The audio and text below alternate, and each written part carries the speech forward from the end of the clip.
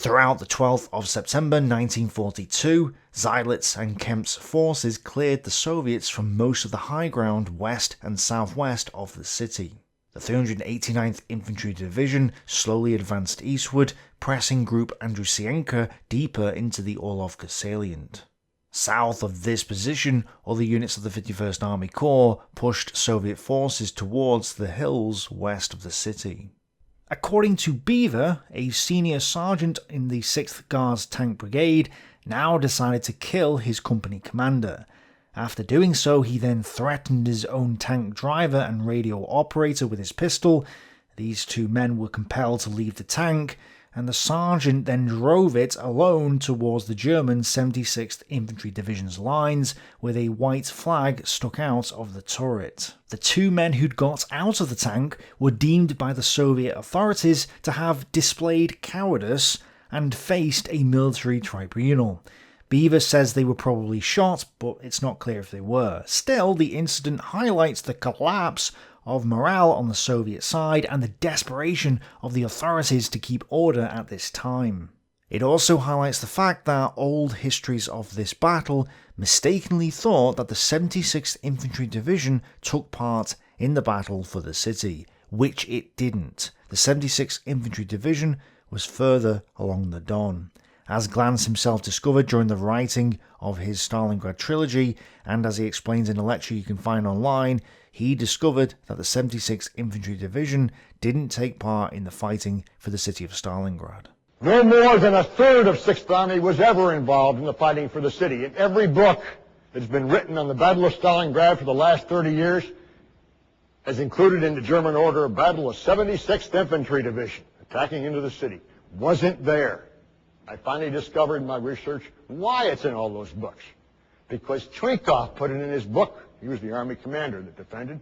He put it in his book in 1958 in the Russian edition. And you know what? It wasn't his fault. I now have the intelligence reports of the 62nd Army. And guess what? The Soviets did think the 76th Infantry was there. This is how a fact can honestly make its way into a history book and then get propelled right on through. And there are legions of these facts in all the existing histories, these mistakes, I should say, in all the existing histories of Stalingrad. Below the Tsaritsa River, Hoth's forces struck eastward against the 244th Rifle Division, the 10th Rifle Brigade, the 10th NKVD Rifle Division's 271st Regiment, and the 35th Guards Rifle Division. The Soviets were so desperate to stop this advance that Bubnov's tankless 133rd Tank Brigade was thrown in to reinforce this sector. 14th Panzer Division, with the Romanian 20th and the German 297th and 371st Infantry Divisions, battled against the defences of several divisions and brigades from 64th Army, but didn't go anywhere. The 24th Panzer Division did manage to take the leather factory, which was just west of Stalingrad suburbs, but Soviet counterattacks prevented them from going any further. It should be obvious, though, that the German offensive towards Stalingrad over the past few days hadn't been the rapid thrust and bold blitzkrieg that the German generals had hoped it should have been. It ended up being more of a step-by-step affair where they inched the front line forwards towards their objective. The Bewegungskrieg warfare, the movement warfare that we've witnessed previously, was gone, and the attritional struggle for the city had now started, even before they'd reached the city. Even now, as the 6th Army's Chief of Staff makes clear, the ferocity of the fighting over the past few days had reached a level such as none of the troops involved had yet experienced in this war. And this was because the Soviets were determined to hold on to Stalingrad. To the north, Soviet rocket, mortar and artillery fire rained down upon the 564th kilometre station area, and Soviet infantry supported by 8 tanks attacked. They were repulsed and lost half their tanks, and this was the final dregs of the offensive that had been going on for several days. Finally, late on the 12th of September 1942, Zhukov ordered his armies to go onto the defensive. So, the first Kotluban Offensive was over, and it had resulted in complete failure, at least on the tactical level. Apparently, no casualty figures have been released for the 4 Soviet armies taking part in the First Kotluban Offensive, but Glantz says that perhaps 1/3 of the 250,000 men taking part in the action, so roughly 80,000 men, and as many as 300 of the 400 Soviet tanks had been lost. This is a ridiculous number of men and material, especially when we consider that the Germans didn't suffer anywhere near that number of casualties. I also don't have complete casualty numbers for Wittelsheim's corps either, but as a rough estimate, 3rd and 60th Motorised and 16th Panzer Divisions probably lost around 3,000 men in total, maybe slightly higher, especially if you count other casualties from within the corps, not just the divisions. Other German forces also defended to the west, although that wasn't the focus of the Soviet attack, so we can probably add another 1,000 or so casualties onto the German count there. So we're talking somewhere in the region of about 4,000 men, maybe a bit more. But no matter the figure, it's nothing compared to the Soviet casualties. On the 11th, the number of panzers that they had left was 26 in 3rd Motorised, 22 in 60th Motorised, and 58 in 16th Panzer Divisions. This is in contrast to the 34 panzers 3rd Motorised had on the 5th of September, the 33 that 60th Motorised had on the 4th of September, and I don't have the numbers for the 16th Panzer Division, but even if they had lost 20 tanks, which would be a high estimate, that's still only about 40 tanks in total lost for the Germans. Now, I've talked about this before, but the Germans don't record their losses correctly. What they do is just state how many operational tanks they have. So if they lost 5 tanks in combat one day, but then repaired 4 of them before the census was taken, then we'd only see that they lost 1 tank, not 5. Yes, the Germans had repaired the other tanks, so they don't count as total losses, but the point is that the Soviets were doing damage to the German tanks, and we just can't tell how much. So they may have lost more tanks in combat than the 40 they listed, let's say 80, and then repaired half of them, leaving the 40 missing, which we can then see in the statistics. So that's something to bear in mind. But even with this, the Germans were only down by about 40 tanks after the First Kotluban Offensive, which is clearly nothing compared to the 300 tanks lost on the Soviet side. When the offensive was later assessed, Soviet commanders themselves admitted that they had lost high numbers of both men and material, and that their attacks had gone nowhere. Rodmistrov, commander of the 7th Tank Brigade, said that his force had suffered 400 casualties. 3rd Motorised Division claimed to have knocked out 355 Soviet tanks, 61 guns, and 67 Katyushas, while capturing 3,939 prisoners for a loss of 710 casualties of its own. Their tank claim is probably a little high, but not by much, and this just shows how futile the First Kotluban Offensive was. On a tactical level, it had achieved nothing. The only question is, did it have a significant impact on the German advance on Stalingrad? We'll come back to that question later. Now, Zhukov and Vasilevsky had previously been summoned to meet with Stalin, and they arrived at the Kremlin on this day. Zhukov made his excuses. He assured Stalin that the 24th, 1st Guards and 66th Armies were effective fighting formations, but they had lacked the manpower, artillery and armour support, so basically everything, that they had needed to reach their objectives. He also complained that the terrain was unfavourable and that the enemy was able to hide in the ravines and command the heights, allowing them ample opportunity to smash the Soviet troops with concentrated small arms and artillery fire. There was no way that these armies could break through the German defence. Zhukov said that they would need an entire new army, another tank corps, 3 more tank brigades, at least 400 artillery pieces, and an entire air army if they were to have any hope of reaching Stalingrad. Vasilevsky apparently supported Zhukov's assessment, but according to Zhukov and Vasilevsky, as Stalin studied the map for solutions, Zhukov and Vasilevsky moved away from the table and started to discuss quietly whether there might be another option, another solution. "What other solution?" Stalin asked, raising his head suddenly. I had never imagined Stalin had such a keen ear. We came back to the table. According to Zhukov, Stalin ordered them to go away and think about this other solution and then report back to him on the evening of the next day. But I want to point out here that everything I've just told you about this meeting could be false. It's questionable whether this other solution was proposed at this time, and Anton Jolly has informed me that there's no record that Zhukov visited the Kremlin between the 31st of August and the 26th of September. And there's also no record that Vasilevsky went to the Kremlin between the 9th and the 21st of September. So it's doubtful that a meeting even took place, let alone the idea that there was a proposed other solution. We'll get into this debate in the future when it becomes apparent that this meeting couldn't have happened due to the events during the battle. But it's worth me mentioning it at this time and then pointing out that it didn't happen.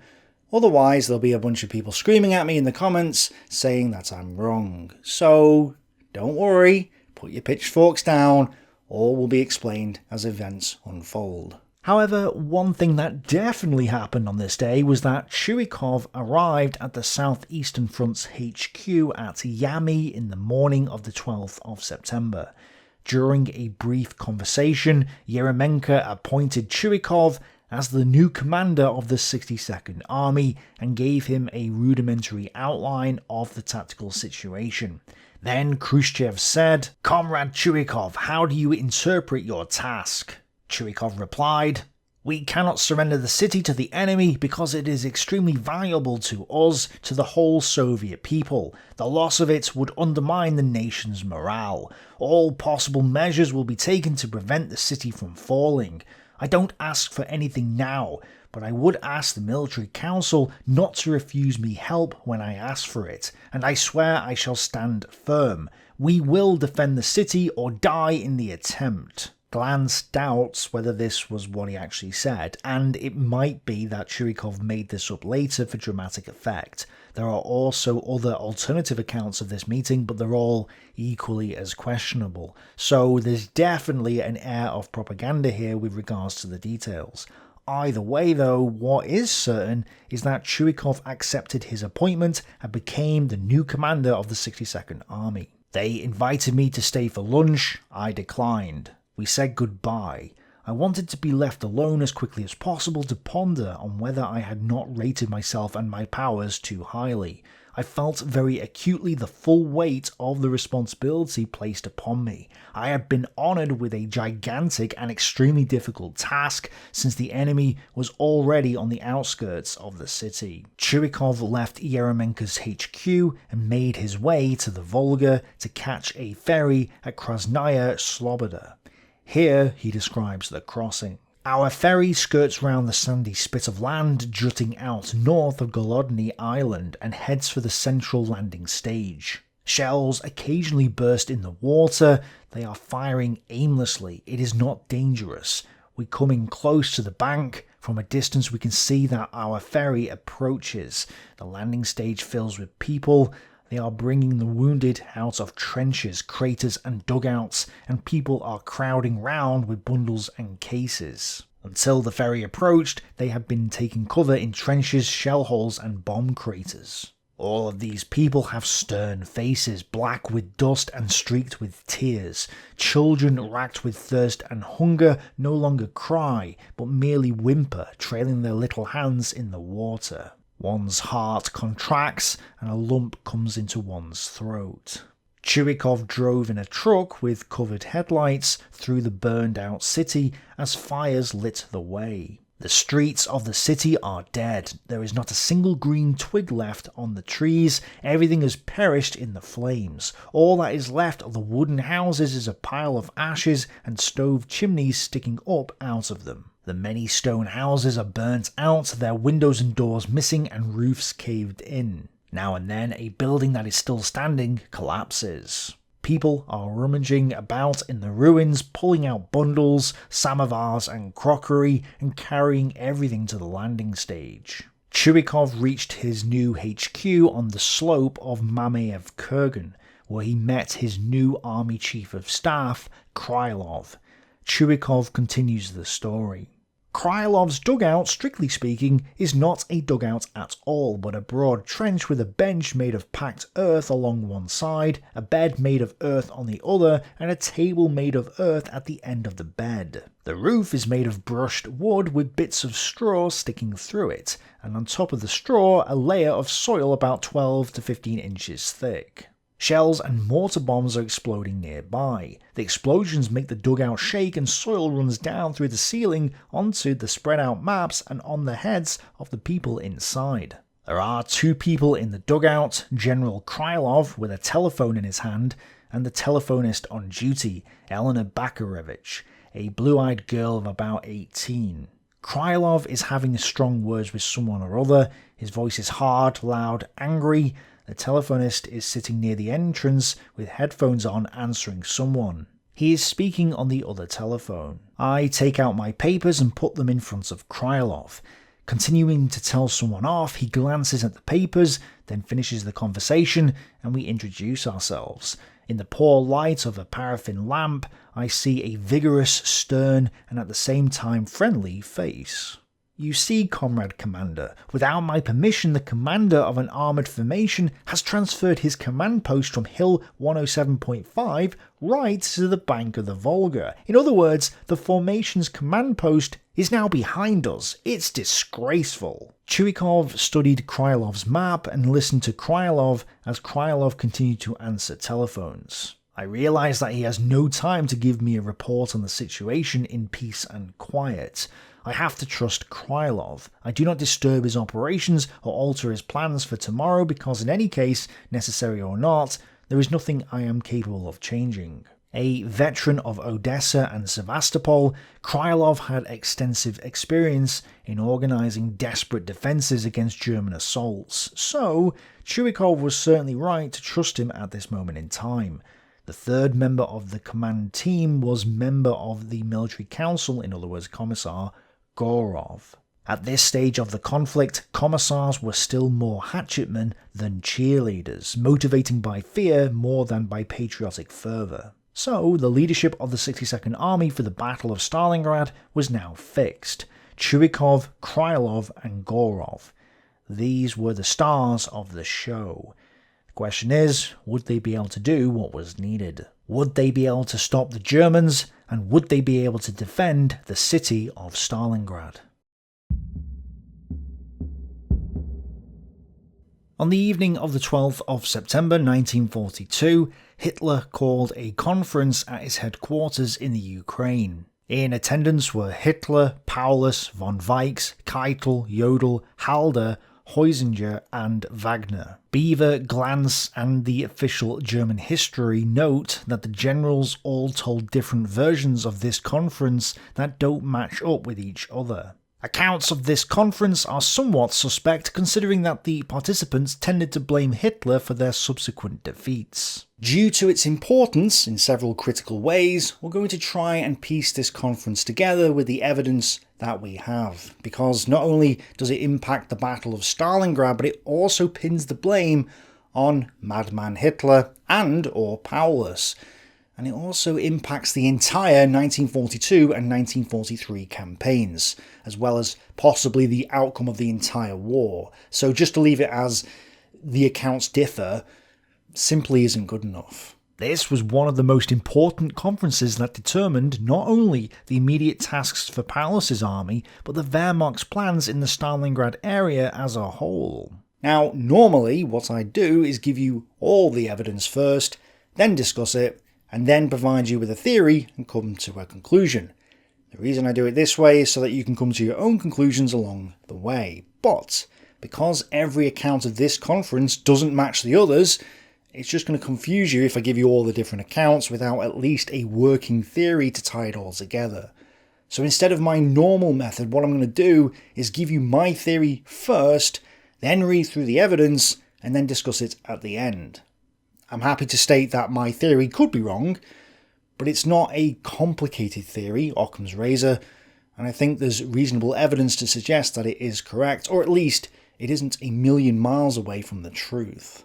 Okay, here's what I think happened at the conference. The issue of the exposed Don flank was brought up, but Halder had told Hitler, either at the conference or before, that Stalingrad would fall in about 10 days. Based on this estimate, Hitler, Halder and von Weichs decided that Stalingrad should be captured first before they dealt with the bridgehead at Serafimovich or raced off to Astrakhan. However, when Paulus gave his report on the situation at Stalingrad, Hitler asked Paulus when he thought the city would fall. Paulus replied that his troops were worn out and he couldn't give a date for the capture of the city. He even requested more reinforcements. All of this went against Halder's assessment that the city would fall in 10 days. And worse, Halder didn't have any reinforcements to give to Paulus. So Halder reacted to Paulus by transferring 3 divisions from the 4th Panzer Army to the 6th Army because they were the only reinforcements that he could provide Paulus. And since Halder had suggested it, Hitler approved of it. This obviously makes Halder and von Weichs the guilty party here, and gets Hitler and Paulus largely off the hook for what happened at Stalingrad during this period. It then becomes clear that Halder and von Weichs decided to lie about what happened at the conference to cover up their own mistakes, which is why their accounts are contradictory. So, with this working theory, let's go through the evidence and see if it all matches up. According to von Weichs' account, nothing of importance was discussed at the conference except for things that were due to happen once Stalingrad fell. Not only does this confirm that the general opinion was that Stalingrad would fall quickly, but von Weichs' account also contradicts the other accounts, which we'll get to, and it's obvious that he's just trying to deny what was said at the conference. Weichs then says that an attack on Astrakhan was out of the question due to the lack of fresh drinking water on the steppe. This is a questionable excuse at best, but again does suggest that they were discussing what to do once Stalingrad fell quickly. He talks about the creation of a Romanian army group after Stalingrad fell, which we've discussed before. He also says that when Paulus brought up the problem of the long Don flank which threatened Army Group B, that Hitler simply failed to grasp the problem, or rejected his concerns entirely. And according to this version, the resistance at Stalingrad, Hitler asserted, was a purely local affair. Of course, von Weichs clearly doesn't have an excuse as to why Hitler would just dismiss the exposed Don flank issue, which is why he resorted to using the Madman Hitler card to get himself out of jail for free. Hitler, the guy who's risen from nothing to conquer most of Europe, was supposedly so dumb that he couldn't even grasp the Don flank problem. Anyone with 2 brain cells to rub together can grasp the Don flank problem, so Hitler could probably grasp it as well. In fact, you may recall from a couple of episodes ago now how on the 9th of September, Hitler had ordered Army Group B's Don flank to be strengthened as much as possible and mined, because he expected strong enemy attacks in the winter from that direction. He'd also been the one to originally order the 22nd Panzer Division to bolster the flank in August. Halder also reported that Hitler was concerned about the Don flank on the 16th of September in a few days' time, so clearly Hitler was concerned about the Don flank, contradicting von Weichs' account. But there were a couple of reasons as to why Hitler may not have been overly worried about the flank during this conference. The first is that he had already ordered the flank to be strengthened and mined, as we just said, but also he had just been told by Halder that Stalingrad would fall in 10 days, and therefore they had plenty of time to sort out the Don flank problem before the strong enemy attacks came in the winter.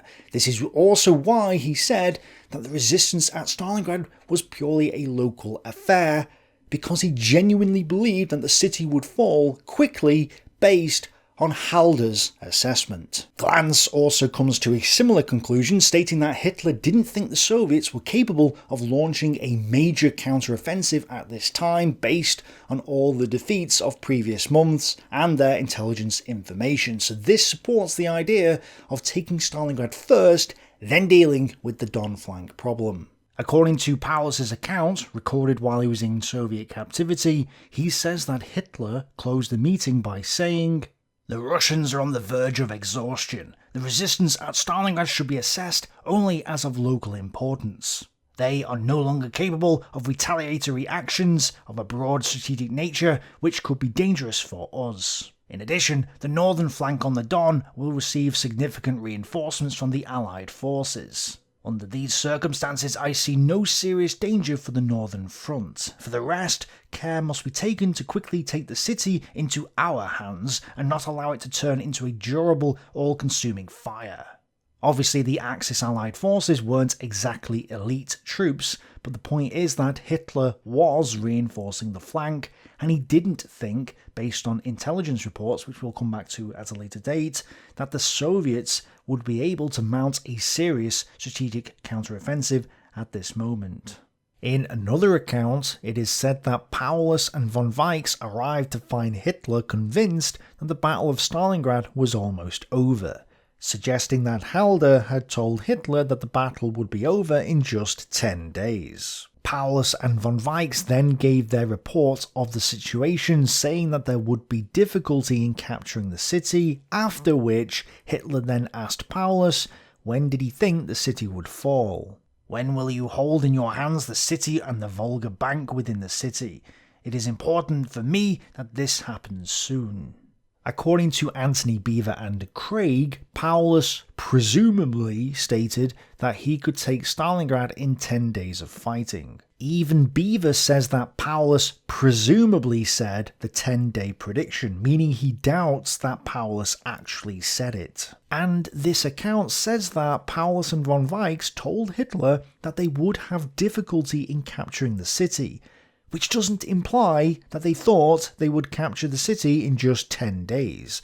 Having difficulty capturing it, but we'll take it in just 10 days, is a bit of a contradiction, suggesting that they didn't say this, and that maybe Halder did. Also, if the city would fall in just 10 days, why then would Hitler give Paulus reinforcements? Hitler reinforced Paulus with 3 divisions from 4th Panzer Army. Why would he do this if Paulus was confident that the city was about to fall anyway? This doesn't make any sense. It's more likely that Paulus didn't think the city would fall, which is why he asked for reinforcements, and then Hitler granted that request. So again, this suggests Paulus didn't say that the city would fall in 10 days. Von Weichs' account also tells us that Hitler had been convinced before Paulus and von Weichs had even arrived that the Battle of Stalingrad was non-important, suggesting Halder was the one who said the 10-day prediction, and Weichs also doesn't say that Paulus was the one to say the 10-day prediction. Even Colonel Adam doesn't say that Paulus predicted that the city would fall in 10 days. Instead, throughout his book, he shows Paulus to be quite pessimistic about the prospects of taking the city, leading us to the conclusion that Paulus wouldn't make the 10-day prediction. And in one account, Paulus is recorded as saying, "In light of the reported conditions of our troops who have been worn out in the fighting as well as Russian resistance, I cannot name a final date. Quite the opposite. I must request reinforcements of 3 combat-capable divisions." This is from Paulus's own account that he gave while in Soviet captivity, and thus wasn't influenced by the scheming of the other generals. Anton Jolly has given me an alternate translation of Paulus's words, which reads 3 able divisions. But either way, according to Paulus himself, he didn't say that the city would fall in 10 days. Isayev then notes, in this matter, Paulus failed to support Halder's optimistic calculation for the seizure of Stalingrad within 10 days. So it's incredibly unlikely that Paulus would be the one to predict that the city would fall in 10 days. These are Halder's words being placed in Paulus's mouth to pass the blame from Halder to Paulus. This then goes in line with the next decision, which was that Hitler gave Paulus 3 divisions from Hoth's 4th Panzer Army. But who really decided this? Did Hitler just randomly make this decision, or did someone else suggest it? Well, Paulus requested 3 combat-capable divisions and got 3 not-so-combat-capable divisions, since the ones he received were already depleted from the previous fighting. So this was probably not Paulus's suggestion. And if Hitler just randomly suggested it, why did nobody protest? None of the accounts say that anyone objected to this move, meaning that others, probably higher in rank than Paulus, agreed with it. And Isaev says, Hitler agreed that the matter of reinforcing Paulus must be studied. Halder suggested a decision involving available forces. He stated that the High Command neither had fresh forces nor the prospect of transferring them to Stalingrad in time. Halder's opinion was that there was only one way out, to transfer the formations of the 4th Tank Army, which was south of Stalingrad, to the 6th Army. It really does seem to me that Halder had predicted that the city would fall in 10 days and had told Hitler this. But then Paulus reported that this wasn't the case, contradicting Halder and making him look like an idiot, and asked for reinforcements. Hitler then said that they should reinforce Paulus, which caught Halder off guard. Halder had to admit that there were no reserves and then tried to salvage the situation by suggesting an ad hoc local transfer of 3 depleted divisions from Hoth's army to Paulus. And this view is supported by the fact that Halder later said he wanted to move more forces to Stalingrad. The Chief of the General Staff urged that the main forces be concentrated on the taking of Stalingrad. Now, this account is just a generic statement about Halder's views at the time, and is not specific to this conference, but it is especially interesting because it says that Halder was supposedly the one who advised Hitler to send more units to Stalingrad, rather than Paulus persuading Hitler to send him reinforcements. But it could also be false. At no point in Halder's diary does Halder say that he wants more troops transferred to Stalingrad from elsewhere after the transfer of Hoth's army to the area on the 1st of August. There were also no main forces, as in there was no strategic reserves, so I think he's just referring to a concentration of local forces for the taking of the city. However, it appears that after the war, Halder was caught in a bit of a dilemma. The narrative Halder painted after the war was that if only Madman Hitler had listened to him and sent more units into Stalingrad, then they could have won the battle. Though Halder and then his successor warned Hitler that the troops in Stalingrad were becoming exhausted, the Supreme Commander insisted that they push on. Fresh divisions were thrown in and were soon ground to pieces in the Inferno. Do you see the contradiction here? Halder was calling for more troops to be sent into the Inferno of Stalingrad, and so Hitler does send in more troops. Yet somehow, because the battle is lost, this gets blamed on Hitler. Well, why not blame Halder? Halder was the one pushing the narrative that Madman Hitler should have sent more units into Stalingrad. Well, that's exactly what happened. Halder and Hitler reinforced a defeat. They fed troops into Stalingrad and lost. Madman Hitler did listen to Halder. And when this is pointed out, Halder tries to backtrack. He says, no, I foresaw the trap. You didn't have to have the gift of a prophet, says Halder, to foresee what would happen when Stalin unleashed those 1.5 million troops against Stalingrad and the Don flank. I pointed this out to Hitler very clearly. The result was the dismissal of the Chief of the Army General Staff, and the Chief of the Army General Staff was himself. So he's suggesting that Hitler didn't listen to him, and that Halder was sacked because he had tried to warn Hitler about the Don flank. Well, if you foresaw the trap, Halder, why did you call for the main forces to be concentrated on the taking of Stalingrad? If you knew this was a trap, Why would you want more forces to be sent into it? That makes no sense. Also, trying to explain the Don flank to Hitler wasn't the reason you were dismissed. Hitler had decided to dismiss you in the aftermath of the command crisis on the 7th to 9th of September, before this meeting on the 12th. Halder even confirms this in his own diary. Hints of more changes in high posts, including mine. And the reason why Hitler was getting rid of Halder was because Halder and the rest of the high command had repeatedly failed to do what was asked of them. There was no saving Halder. Hitler complained bitterly to Below that Halder had no comprehension of the difficulties at the front and was devoid of ideas for solutions. He coldly viewed the situation only from maps and had completely wrong notions about the way things were going. This also backs up the idea that Halder had failed to grasp what was happening at Stalingrad, why he had an overly optimistic view of everything, and why he was taken off guard by Paulus saying he needed more reinforcements. He was devoid of ideas for solutions, and therefore just decided to transfer 3 depleted divisions from Hoth to Paulus. And I don't think Halder foresaw the trap at Stalingrad, suggesting that he did have completely wrong notions about how things were going.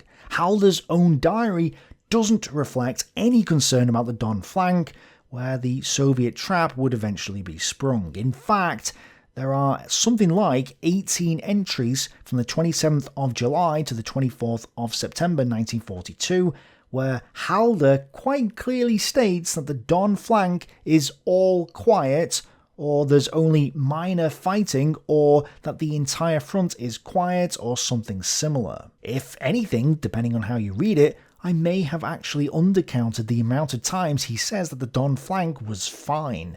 There's only a handful of entries where he complains about the Don flank itself, one on the 6th of August when the Hungarians let the Red Army across the Don, and another on the 26th of August when he says that the Italians are in trouble, but even then he says countermeasures were being taken, and on the next day says the threat turned out to be not so serious. There's a couple more where he says part of the Don flank is in a bit of bother, but the other parts of the Don flank are not, such as on the 29th of August. On numerous dates, he doesn't even mention the Don flank at all, and at no point does he say that he's concerned about the flank, or that he's spoken to Hitler about this. So I don't think Halder foresaw the threat of the Don flank. I don't think he fully understood the problem in Stalingrad, which is why he predicted that it would fall in 10 days. I also think he was caught completely off guard by Paulus saying he was having difficulties taking the city and was asking for reinforcements. Put on the spot in front of Hitler at a time when his job was already on the line, he then came up with an impromptu answer, which was to transfer the 3 depleted divisions that Hoth had to Paulus. And, of course, this was a bad decision in hindsight, so he later decided that Hitler had to be blamed for this. That's why he played the Madman Hitler card. Put in charge of the US Historical Division, he and other generals tried to cover up what had happened with a host of excuses, flawed and contradictory accounts, and outright lies, including the burning of incriminating documents, to try and pass the blame onto Madman Hitler and Paulus, whose reputation was already in the gutter by that point. These distortions of history then made it impossible for historians to truly reconstruct what happened during this meeting and in other areas of the war, indicating that there was some sort of cover-up. This explains why little random events pop up in the narrative, like this one. That evening, Paulus dined with his old friend Franz Halder. Over good wine, they talked of the successful summer steppe campaign, and Paulus repeated his fears about the weakness of the puppet armies on his left flank. Halder told him he intended to keep after Hitler on the subject, and the two men parted on an optimistic note. Oh really? The only thing the two of you talked about was the Don flank and the so-called successful failure of Fall Blau. Really? Nothing else was discussed at all? Strange that, isn't it? I mean, why would you even mention this meeting? It's not relevant to anything, unless there was no evidence of you trying to tell Hitler about the Don flank, and you needed to insert evidence that you were trying to do this in ways that couldn't be refuted, such as with a random meeting with Paulus where all you happened to discuss was this issue. No, this event is complete rubbish. So, because of all of this, it would seem to be that what actually happened at the conference was that Halder told Hitler that Stalingrad would fall in about 10 days, which prompted Hitler, Halder and von Weichs to decide that Stalingrad should be captured first before they dealt with the Don flank. Paulus, though, said he couldn't give a date for the capture of the city and requested more reinforcements. All of this went against Halder's assessment that the city would fall in 10 days, and Halder could only transfer 3 divisions from the 4th Panzer Army to the 6th Army, which Hitler then approved of. Halder and von Weichs are therefore guilty. Madman Hitler and Paulus are not entirely to blame for what happened, and the problem of the Don flank wasn't exactly ignored, but postponed for after Stalingrad, which Halder himself, contrary to Paulus or Hitler, thought would fall quickly. Now, as I said, this theory could be wrong, but there's evidence in favour of it, and it's not beyond the realm of possibility. It does, at the very least, tie together the various pieces of the puzzle, and regardless, it would be wrong to assume that only Madman Hitler and Paulus were to blame for what happened at Stalingrad. Halder and von Weichs should take the blame as well. It was the night before hell, as Paulus was about to mount his attack into the urban jungle of Stalingrad. The battle we've all been waiting for is about to begin. But notice, even though 3 divisions of Hoth's 4th Panzer Army had been given to Paulus for the assault, only a portion of the 6th Army was actually engaged in the fighting for the city itself. The rest were guarding the Don flank. This obviously isn't good because Paulus really needs to take the city quickly while the Soviets are relatively weak, before they have a chance to reinforce themselves. And because of Zhukov's attacks to the north, only a portion of Wietersheim's 14th Panzer Corps could take part in the fighting for the city.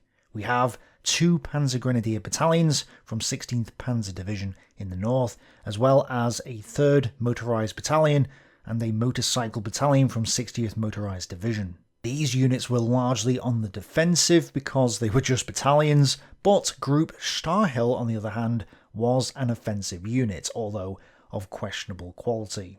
Further south, we have the 3 divisions of Zeilitz's 51st Army Corps, beginning first with the 389th Infantry Division south of Orlovka, then the 295th Infantry Division west of Stalingrad's factory districts, then the 71st Infantry Division as well. Even further south, we have Kempf's 48th Panzer Corps with the 24th Panzer Division, the 94th Infantry Division and the 29th Motorised Division. It's worth noting that the depleted 14th Panzer Division was turned south to operate against the Bigotovka bridgehead, and so didn't participate in the street fighting. Therefore, despite the fact that some older Soviet sources claim that the Germans had a lot more troops and tanks than they really did, they claimed that they had 500 panzers, in reality Paulus's offensive force of 4 infantry divisions, 1 motorised and 1 panzer division, plus some other elements, only had about 80,000 men and 110 panzers and stugs. The 62nd Army was equally as depleted, with only 54,000 men and slightly more than 50 tanks. However, many of the men on both sides were assigned to rear service duties, so the actual combat units were massively under strength. And while Chuikov may have had more than 50 tanks, Glantz thinks they had more than 100, as Isaev points out, a lot of the Soviet tanks were already immobilised and would be lost relatively quickly when the front shifted. Most of the remaining Soviet tanks were consolidated into Popov's 23rd Tank Corps, which was in the north, so it's not too inaccurate to say that they didn't have that many tanks. But whichever way you look at it, it's clear that Paulus's attacking force significantly outnumbered Chuikov's defenders at the start of the city fight, And that's probably surprising to hear for many people, considering that we in the West have been given this impression that the Soviets in Stalingrad sent wave after wave of riflemen to slowly wear down the Germans over time. Well, bit of a spoiler, while the Soviets did receive reinforcements, they never received enough troops to just waste them like that. As we go through the battle, you'll see that the old narrative simply doesn't hold up to scrutiny. It's also worth clarifying, as both Isaev and Glantz report, that while some of Chuikov's units were operating at 20 to 25% of their strength, with many just fielding hundreds instead of thousands of men, a lot of them weren't quite as impoverished as Chuikov made them out to be in his memoirs. Only one of the divisions had less than 200 men. A few were in the 450 to 900 man range, but more than half had 1 or up to 4,000 men, which is way more than the 200 or 300 men that Chuikov claimed were in each of his divisions. The 10th NKVD had 8,600 men at this time, and some of the rifle brigades actually had over 4,000 men. Yes, there were brigades with more men than divisions. Yet, even though he had slightly more men than he had claimed, Chuikov's 62nd Army was on its last legs. Krylov, though, had formed a continuous line to protect the city from all directions.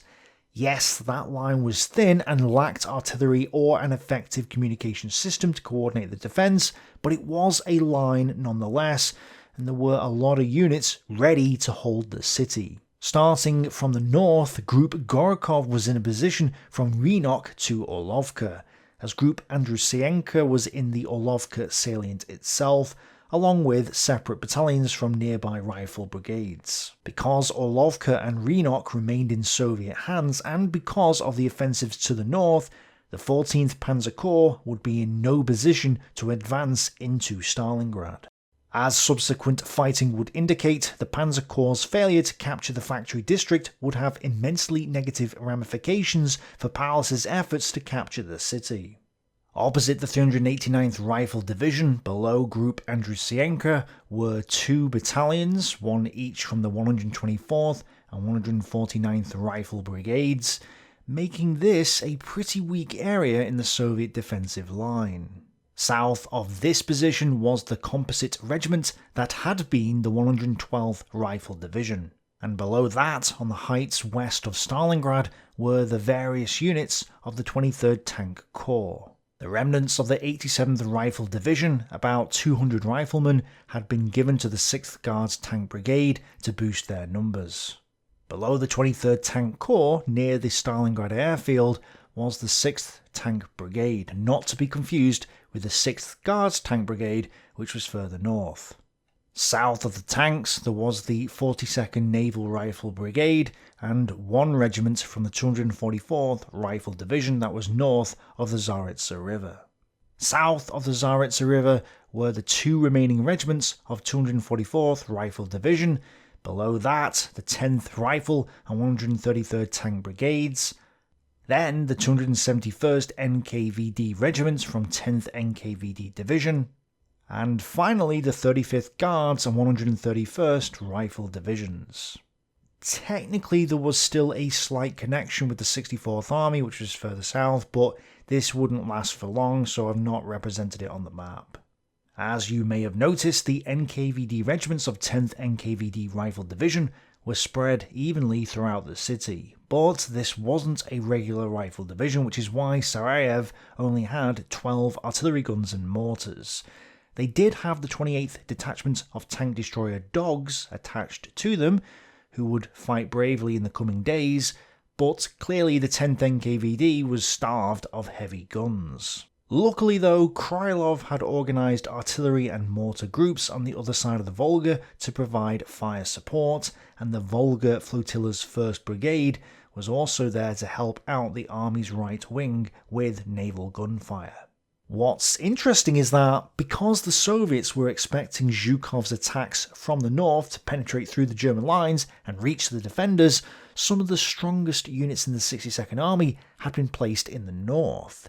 This, of course, means that the weaker Soviet units were facing where the main German attacks were coming from, the centre and the south, which would obviously have an impact on the upcoming battle. The defence of the southern part of Stalingrad, the elevator area, was the weakest. So this was the situation on the eve of the urban street fighting in Stalingrad. Both armies were worn out, both faced significant problems, all the troops were exhausted and lacking in ammunition and other equipment. The fighting had been raging for weeks prior to this point, and it may even be possible to argue that the turning point of this campaign had already happened. The rapid manoeuvre warfare was over, replaced by static positional set-piece battles. Yet there was still a potential for the Germans to take the city, since their best units were moving into the south, the weakest point of the city. And this is why Hoth was confident that the troops now transferred to Paulus's 6th Army would quickly win the battle before them. The battle around Stalingrad has reached its climax. Thanks to the extraordinary achievement of the troops, in 3 weeks of fighting we have succeeded in pushing up to the edge of the city and encircling it from the south and west. It is now vital to take Stalingrad together with the neighbours, and with that, complete the defeat of the enemy. The fame won will be unforgettable for you, the German army and your descendants. It comes down to each man. Everyone will double their strength. The weight of German weapons will break the last of the enemy's will to resist. Long live the Führer! Little did he realise that the fighting for Stalingrad had only just begun. Thanks for watching, bye for now.